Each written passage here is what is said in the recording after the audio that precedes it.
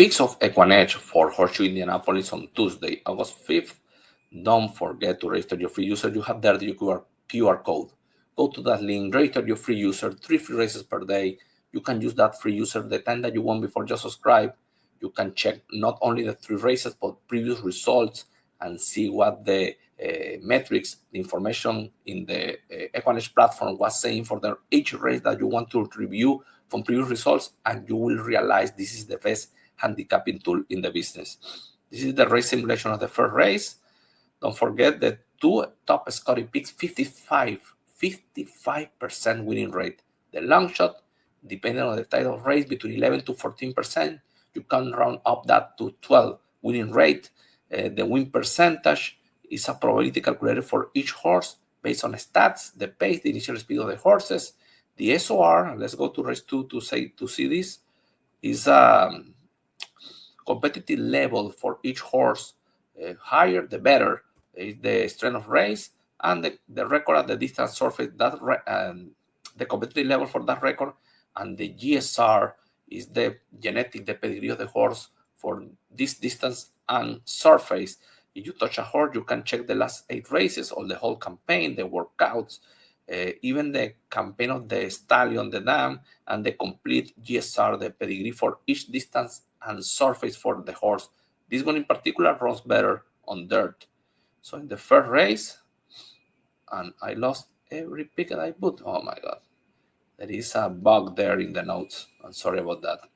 Here, Brad Cox with 2 horses and the number 3.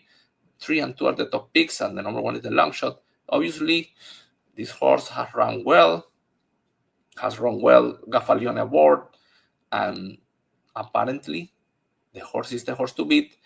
But Brad Cox has 2 horses running this distance, especially the number 3, with a high GSR. The other one has a lower GSR, but enough to be competitive against the number 3. So the 3 is the horse to beat, and obviously 2 and 6 are the enemies. I believe, in my opinion, if you are doing an LP5, you will use both Brad Cox horses with the 3. If you want to take the risk, the 3 with a high win percentage could be a possibility, but running the distance first time and Brad Cox in the race is a danger. In race 2, as you see, 9 and 8 are the top picks, and the number 1 is the long shot. I was checking the horses, the number 1 and the number 8. The number 1 and number 4, they are a bit out of shape of these 6 horses with the top win percentages. So I think 9, 3, 7, 8 will decide the race. The number 9 is the horse to beat.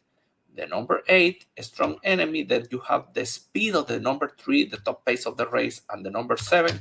So that is what I think could happen in the race. So combine 9, 8, 3, 7.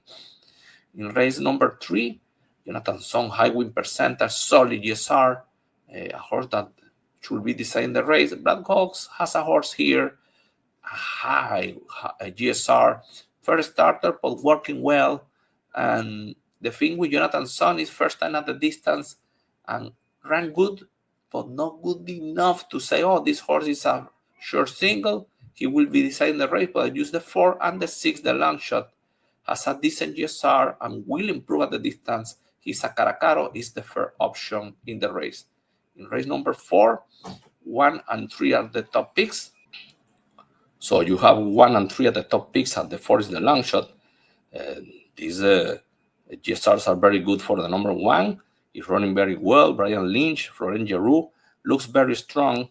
Now you have some enemies here. The number 2 will improve. Brad Cox training for the first time and has a good race at Saratoga last year and a decent race later.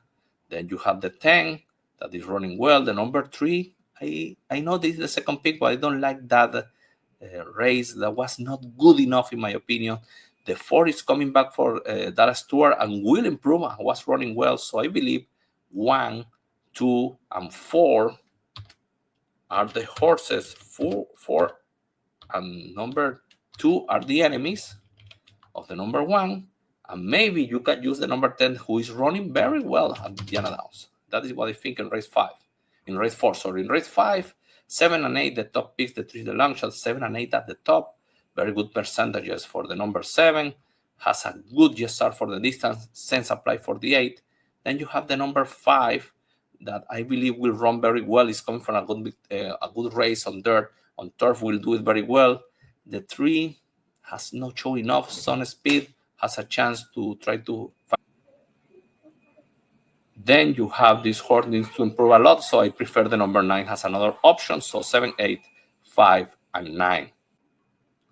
So 7, 8, I repeat, 5, 9 in race number 6, 4 and 9, the top picks, and they look very strong at the distance. I believe these two horses, especially the number 9, will improve. The number 4 defeated the number 9 last time out. Then you have the number 1. I like this long shot. Has some ability to run from behind. Last time was too far, in my opinion, and will improve. Then you have the 7 and the number 5. They're at the top win percentages, but they have a GSR that they will struggle at the distance. This one ran good, but will have this tendency to fade at the end, and the number 5 will come from behind. So I think 4, 9 are the horses of the race, and then you have the number 1, the long shot, and the number 5 has another option in race 6. In race 7, 9 and 4 the top picks. The 2 is the long shot.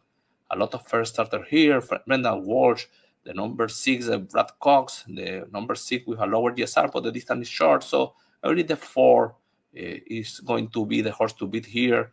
And the number 6 is the enemy, despite the GSR is low, but it's working well. Then you have the number 9 with a decent pedigree, second time out from Ethan West, and will improve because has a good GSR against this competition. And the number 2, a first starter, I expect a good race, and it's the long shot of the system. So use 4, 6, 9, 2 in race number 8, a race where I leaving open the 4th pick because 1 and 3 are the top picks and the 4 is the long shot. The pedigree of the number 1, despite this 3 for 19 at the distance, but has a strong GSR, very competitive level. Pedrosa leaves the number 3 that is coming from a strong streak of victories, and has some ability, not maybe as strong as the number 1 for the distance and running on turf, but has a chance. And the 10, Pedrosa leaves this horse, but this filly is coming from a strong victory and has good pedigree. So, and the number 10 is 20-1 in the money line. So I think use the number 1 for sure, but she's a bit vulnerable. Use the 3 and the 10, 20-1 in the money line could upset the race in the last race. And I said that before. In this one is a stakes for quarter-mile horses. I believe the number 3 for sure, good record, win percentage, high SOR is the horse to beat. Then you have the number 10, second pick, high SOR, a good record at the distance is the main enemy. So 3 and 10, I believe the Scotty picks are right in this race. And then you have the number 9 and number 8. This horse has a good GSR, a good record at the distance. The 8 could upset the race. So I believe 9 and 8 are the enemies. So this is the information for Horseshoe Indianapolis.